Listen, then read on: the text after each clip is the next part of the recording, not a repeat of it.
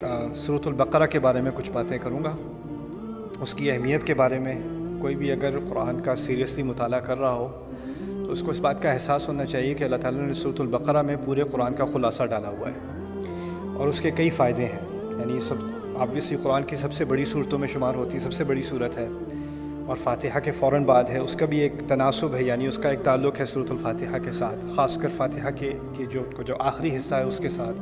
اس کے بارے میں بھی میں آپ کے سامنے کچھ باتیں رکھوں گا، لیکن آج میرا مقصد یہ ہوگا کہ آپ سورۃ البقرہ کے بارے میں کچھ اوور ویو، کچھ اجمالی باتیں سمجھ لیں، تاکہ آپ کے ذہن میں ایک بات آ جائے کہ اس صورت میں ہو کیا رہا ہے۔ اگر آپ ترجمہ پڑھو گے سورۃ البقرہ تو آپ کو لگے گا کہ بہت سارے مضامین ہیں اور ایک کے بعد دوسرا، دوسرے کے بعد تیسرا، کچھ آپ کو سمجھ نہیں آتی کہ بات ایک دوسرے کے ساتھ جڑ کیسے رہی ہے، کنیکٹ کیسے ہو رہی ہے۔ تو کلام کا جو ربط ہے وہ سمجھنا بہت ضروری ہے، اور یہ ساری چیزیں اکٹھی کیوں آ رہی ہیں؟ کیونکہ اللہ تعالیٰ نے ہر صورت کو اپنی حکمت سے چنا ہے، اس کی ساری آیات کو اپنی صحیح جگہ، صحیح مقام پر ڈالا ہے۔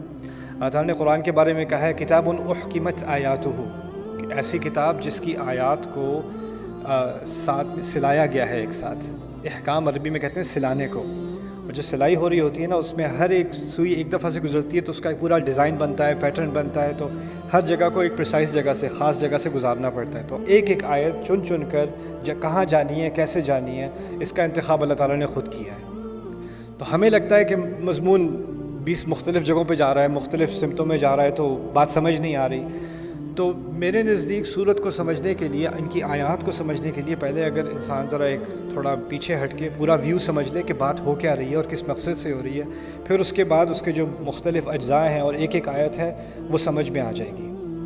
میتھمیٹکس میں کہتے ہیں the whole is equal to the sum of its parts، یعنی اگر آپ کے پاس 4 چیزیں ہیں، آپ کو جمع کرو گے تو آپ کو اس کا ہول ملے گا۔ لیکن لٹریچر میں، ادب میں کہا جاتا ہے the whole is greater than the sum of its parts، یعنی آپ پوری بات سمجھ لو تو اجزاء جو ہیں ان سے اگر ایک ایک چیز سمجھو گے تو وہ پوری بات سمجھ نہیں آئے گی۔ اگر آپ ایک آیت پڑھ لو گے، اس سے اگلی آیت اس کا جوڑ نہیں پتہ چلا آپ کو، تو آپ کو پتہ نہیں چلے گا کہ بات کیا ہو رہی ہے۔ یعنی ساری چیزیں سمجھو گے تو پھر پوری بات سمجھ میں آئے گی۔ تو اس لیے آج ایک اوور ویو، ایک اجمالی نظر سے دیکھتے ہیں سورۃ البقرہ کو۔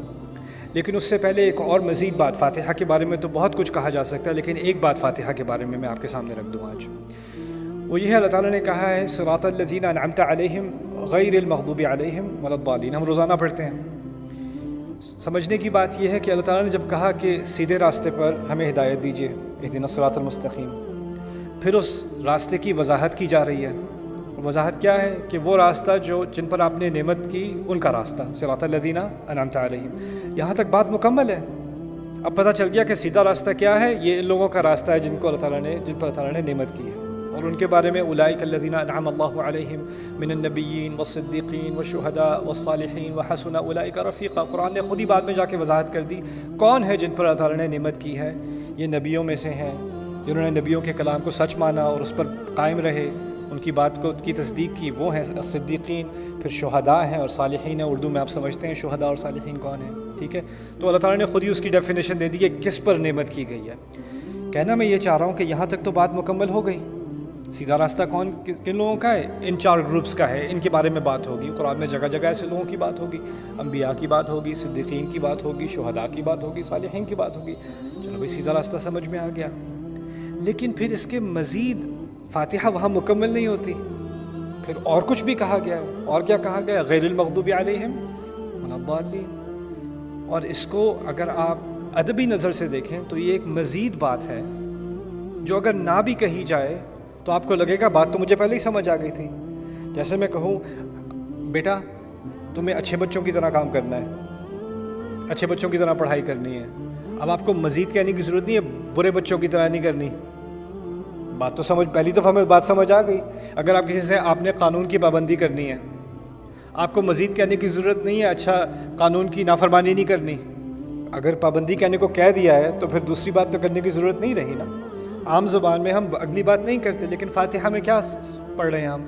یہاں تو کہہ دیا کہ کس کا راستہ؟ ان لوگوں کا راستہ، الذین انعمت علیہم۔ بات تو مکمل ہے، لیکن اس کے بعد مزید اللہ تعالیٰ نے ایک چیز کا اضافہ کیا، غیر المغضوب علیہم ولا الضالین۔ یعنی خاص ایک تو ہے جن پر نعمت نہیں کی گئی ان کا راستہ نہیں، لیکن ان سب میں سے 2 گروہوں کو خاص نکال کر ان کے بارے میں خاص خبردار کیا مسلمان کو کہ ان دونوں سے ذرا زیادہ بچ کے رہنا۔ دو طرح کے لوگ ہیں اور دو طرح کی ٹینڈنسیز ہیں، دو طرح کے مزاج ہیں، ان سے بچ کے رہنا۔ پہلا مزاج ہے المغضوب علیہم، دوسرا ہے الضالین۔ اس کے بارے میں ایک حدیث پائی جاتی ہے، مشہور ہے، کہ المغضوب علیہم سے اشارہ بنی اسرائیل کی طرف، یہود کی طرف ہے، اور الضالین سے اشارہ نصارہ یعنی عیسائیوں کی طرف ہے۔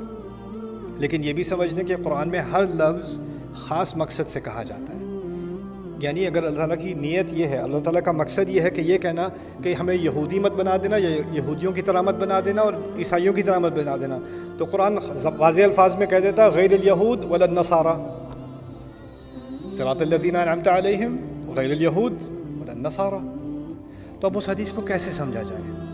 اللہ تعالیٰ نے تمام یہود اور تمام نصارہ کی بات نہیں کی، اللہ تعالیٰ یہ فرما رہے ہیں کہ یہود میں سے کچھ ایسے لوگ تھے جو مغضوب علیہم بن گئے، نصارہ میں سے کچھ ایسے ہیں جو ضالین بن گئے۔ اب ان کی وضاحت قرآن کرے گا کہ ان میں سے جو مغضوب علیہم وہ کیسے بنے، کیا طریقہ کار تھا ان لوگوں کا، جس سے اب مجھے اور آپ کو بچنا ہے۔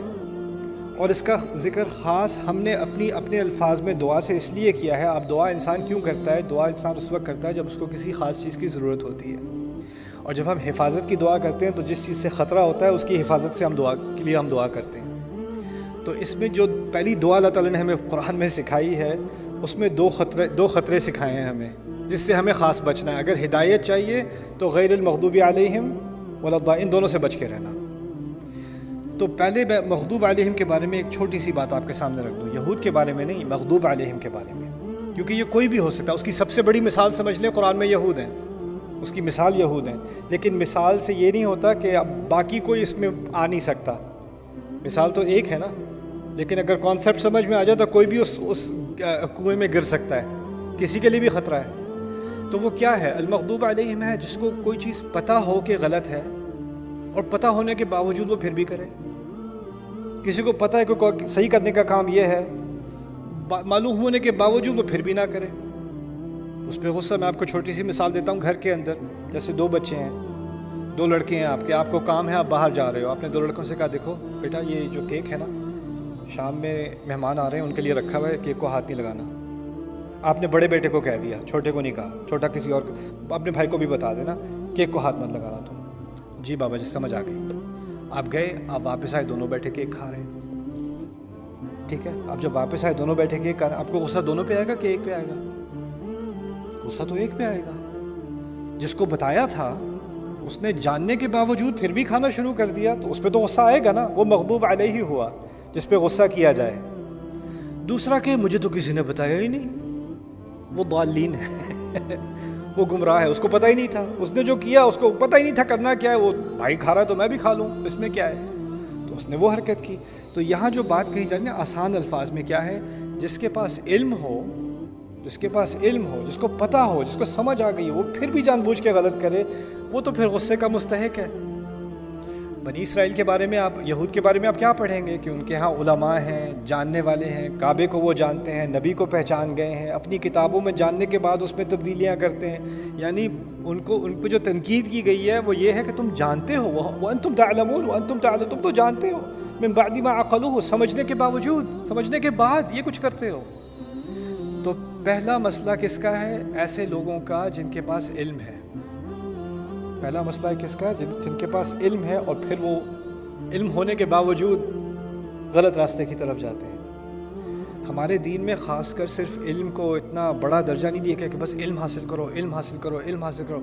علم حاصل تو بنو اسرائیل نے بھی کیا تھا، بلکہ ان کے علم کی شہادت تو اللہ تعالیٰ خود دیتا ہے۔ علماء بنی اسرائیل، علماء کا لفظ ان کے لیے استعمال کیا گیا، احبار کا لفظ ان کے لیے استعمال کیا۔ احبار کہتے ہیں حبر سے نکلا ہے، حبر کہتے ہیں انک کو، سیاہی کو۔ ان کی کتابیں جو ان کی ہاتھوں سے لکھی ہوئی تھی نا، تو اس سے جب آپ اس کو صفحہ پلٹتے ہو تو آپ کے ہاتھ پہ سیاہی آ جاتی ہے۔ تو وہ اتنے صفحے پلٹتے تھے وہ، اور اتنی کتابیں پڑھتے تھے وہ، کہ ان کے ہاتھ ہمیشہ کالے ہوتے تھے، اس لیے ان کو احبار کہا جاتا تھا۔ یعنی اپنی زندگیاں انہوں نے کاغذوں میں گزاری ہیں، صفحوں میں گزاری ہیں، اس لیے ان کو احبار کہا جاتا تھا۔ تو قرآن نے تو ان کی علم کی بڑی داد دی ہے، لیکن علم کے ساتھ ساتھ ایک خطرہ آتا ہے، وہ یہ ہے کہ تم مغضوب علیہ نہ بن جانا۔ وہ کس طرح سے بنو گے؟ کہ میں کیسے بن سکتا ہوں، آپ کیسے بن سکتے ہیں؟ اتنی خطرناک چیز ہے کہ اللہ سے پناہ مانگ رہا ہوں، یا اللہ ہدایت تو دے دے گا تو، میں ہدایت مانگ رہا ہوں۔ ہدایت کا پہلا درجہ تو علم ہے، اگر علم ہی نہ ہو تو ہدایت کہاں سے آئے گی؟ لیکن اگر علم آ گیا تو اس کا مطلب نہیں ہے کہ ہدایت آ گئی، کیونکہ علم کے بعد بھی المغضوب علیہم کے چکر میں انسان پڑ سکتا ہے۔ دوسرا جو خطرہ ہے وہ الضالین کا ہے۔ الضالین کیا ہے؟ جن لوگوں کو کچھ پتہ ہی نہیں ہے، جو دل میں آتا ہے وہ سمجھتے ہیں تو میرے دل سے لگتا ہے کہ یہ کوئی اچھا کام ہے کرنے کو، میں یہی کر رہا ہوں، اس سے میرے دل کو سکون ملتا ہے تو میں یہ کر رہا ہوں، اس میں کیا برا ہے؟ یعنی پیچھے اس کے عمل کے پیچھے نیت اچھی ہے لیکن علم کچھ نہیں ہے، ٹھیک ہے نا؟ ایسے لوگ الضالین ہو جاتے ہیں۔ اور ہوتا یہ ہے تاریخ میں کہ جب علم والے لوگ کرپشن میں ہوتے ہیں نا، تو اگلی جنریشن آ کے کہتی ہے یہ عالم سارے تو اتنے کرپٹ ہیں، ہمیں نہیں سیکھنا ان کا اسلام، ہم خود ہی اچھے بن سکتے ہیں۔ اب وہ جو خود ہی اچھے بننے والے ہوتے ہیں ان کو علم سے کوئی دلچسپی نہیں ہوتی، تو وہ اپنی تمیز سے اچھا برا بناتے ہیں، اپنی ڈیفینیشن سے بناتے ہیں، اور ان کی ڈیفینیشن ہر 10 سال بعد بدلتی ہے۔ وہ ضالین میں گر جاتے ہیں، اس نئے کنویں میں گر جاتے ہیں وہ لوگ۔ یہ ہے غیر المغضوب علیہم ولا الضالین۔ تو یہ دو خطرے اللہ تعالیٰ نے ہمارے سامنے رکھے ہیں ہدایت مانگنے کے بعد۔ یہ ہدایت مانگنے سے پہلے کی بات نہیں ہے، ہدایت مانگنے کے بعد کی بات ہے۔ یعنی جب اللہ تعالیٰ ہدایت دے تو پھر ان دونوں چیزوں سے بچنا۔